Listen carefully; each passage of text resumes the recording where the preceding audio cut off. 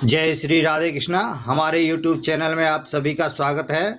आज हम अपने YouTube चैनल के माध्यम से राहु की अशुभ महादशा से, अंतर्दशा, प्रत्यंतर दशा से किस तरीके से बचा जा सकता है वह सभी हम आपको बताएंगे और उसका उपाय क्या है, हमें क्या करना चाहिए। उससे पहले जिस किसी ने भी मेरे चैनल को सब्सक्राइब नहीं किया है तो कृपया सब्सक्राइब करें, लाइक करें तथा शेयर भी करें और बगल में लगा घंटी का बटन अवश्य दबाएं, जिससे हम जो भी वीडियो बनाएं उन सभी का नोटिफिकेशन आपके पास पहुंचे। तो दोस्तों, सभी जानते हैं कि राहु कितना भी शुभ या उच्च का ही क्यों ना हो, वह कुंडली में जहां भी बैठा हो, जिस स्थान पर भी बैठा हो, वह 1/3 तो अशुभ फल अवश्य ही देता है। वही 1/3 अशुभ फल जीवन को झकझोर कर रख देता है। राहु अगर चाहे तो व्यक्ति को आसमान पर बिठा सकता है और अगर चाहे तो वह जमीन पर पटक देता है। राहु जब देता है तो छप्पड़ फाड़ कर देता है और जब लेने पर आ जाए तो वह व्यक्ति के पास में कुछ भी नहीं छोड़ता, सब कुछ ले लेता है। राहु एक ऐसा ग्रह है जिसकी 2 प्रकार से पूजा होती है, पहला सात्विक और दूसरा तामसिक। इसके अशुभ प्रभाव से बचने के लिए मत्स्य मणि एक ऐसी मणि है जिसको धारण करने के बाद राहु के अशुभ फल नगण्य हो जाते हैं। जो ज्योतिष में रुचि रख ज्योतिष बनना चाहते हैं और जो राजनीति में छा जाना चाहता हो, जो तंत्र मंत्र में सफलता चाहता हो, जो ग्रह क्लेश से पीड़ित हो, जिन पति पत्नी में दूरियां हों, जिसको पैरानॉर्मल, भूत प्रेत व पिशाच की पीड़ा हो, जो अज्ञात भय में जी रहा हो, जिसको ऐसी बीमारियां हों जो कि डॉक्टर की पकड़ में नहीं आ रही हो, वह उससे बाहर हो, ऐसे व्यक्तियों को मत्स्य मणि अवश्य ही धारण करनी चाहिए। वैसे अगर देखा जाए तो मत्स्य मणि का उल्लेख वाल्मीकि रामायण के 621वें अध्याय में आया है। इसके बारे में रामायण में लिखा है, विस्तार से आप पढ़ सकते हैं, जानकारी आपको अवश्य ही मिलेगी। मत्स्य मणि कोई साधारण मणि नहीं है, वह बड़ी ही दुर्लभ मणि है। इसे धारण करने वाला व्यक्ति सभी प्रकार के कामकाज तनाव से बाहर आकर एक खुशहाल जीवन व्यतीत करता है। राहु ग्रह बाधा निवारण के लिए यह एक अचूक मणि है। हार गए हैं या थक गए हैं तो एक बार इस मणि को अवश्य ही धारण करें, तो आप देखेंगे कुछ समय पश्चात ही आपका समय में कितना परिवर्तन आता है। आपके लफ्ज इस प्रकार बदल जाएंगे जिस तरह से अमीर व्यक्तियों के बदल जाते हैं। इसके कुछ उपाय हम आपको बतला रहे हैं, वह किस तरीके से करना है, किस तरीके से नहीं करना है। तो सबसे पहला, राहु की महादशा या अंतर्दशा चल रही हो तो रात को एक कटोरे में मणि रखकर उस पर समुद्री नमक से भरें। सुबह मणि को कच्चे दूध एवं गंगाजल से धोकर अपनी कलाई पर बांध लें और गाय को गुड़ या रोटी अवश्य खिलाएं। यदि हो सके तो मछली को खिलाएं।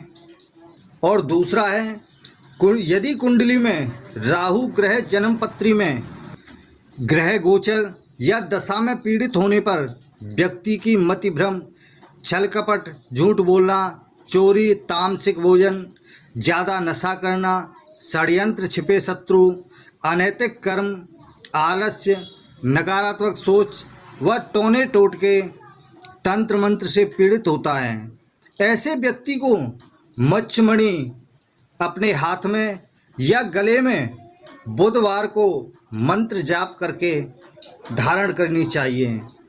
उसे धारण करने से अवश्य ही लाभ प्राप्त होगा। और तीसरा है काला जादू, जन्म पत्री में अशुभ योग, नज़र दोष, व्यापार में रुकावट इत्यादि के लिए रात को गंगाजल में रखें। सुबह को कच्चा दूध, शहद, घी और दही के मिश्रण में रखें। सुबह प्रातःकाल में गंगाजल से धोकर के हनुमान जी के चरणों का सिंदूर से मस्तक पर तिलक अवश्य लगाएं और ओम हनुमते नमः का 108 बार मंत्र जाप करें। फिर उसके बाद में उस मच्छमणि को धारण करें। और चौथा है, किसी के घर में वास्तु दोष है तो उसके लिए रात को कच्चे दूध में डुबो करके उस मच्छमणि को रखें, सुबह गंगाजल से धोकर शिवलिंग पर रखें और दूध और जल का अभिषेक करें। घर के मुख्य द्वार पर उस मच्छमणि को टांग दें, जिसके टांगने से वास्तु दोष का निवारण अवश्य होगा। और पांचवा है, किसी को यदि अनजान वस्तु या छाया का एहसास हो रहा हो तो उन व्यक्तियों को करना चाहिए उस जगह पर कांच के बर्तन में मच्छमणि पानी में रखने से नकारात्मक ऊर्जा दूर होकर सकारात्मक ऊर्जा का प्रवेश कुछ ही समय में हो जाएगा।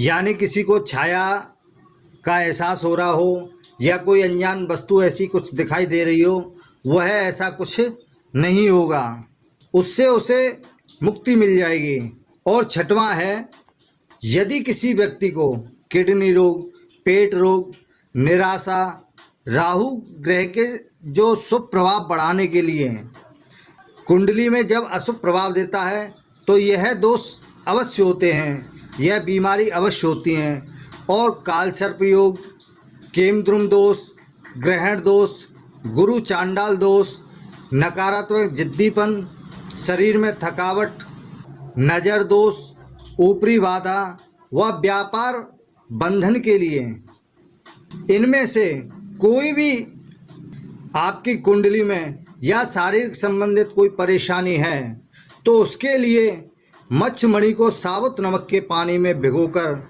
राहु मंत्र का कम से कम 108 बार जप करके उस मच्छमणि को आमंत्रित करके धारण करना चाहिए, जिसके करने से राहु के अशुभ प्रभावों में कमी आएगी और वह शुभ प्रभाव देने लगेगा।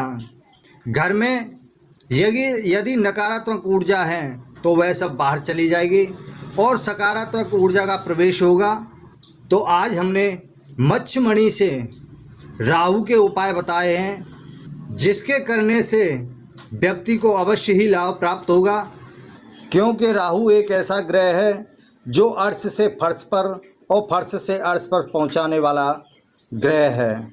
तो इसके अशुभ प्रभावों से बचने के लिए मच्छमणि धारण अवश्य करें। तो आज के लिए बस इतना ही। जिस किसी ने भी मेरे चैनल को सब्सक्राइब नहीं किया है, कृपया सब्सक्राइब करें, लाइक करें तथा शेयर भी करें। जय श्री राधे कृष्ण।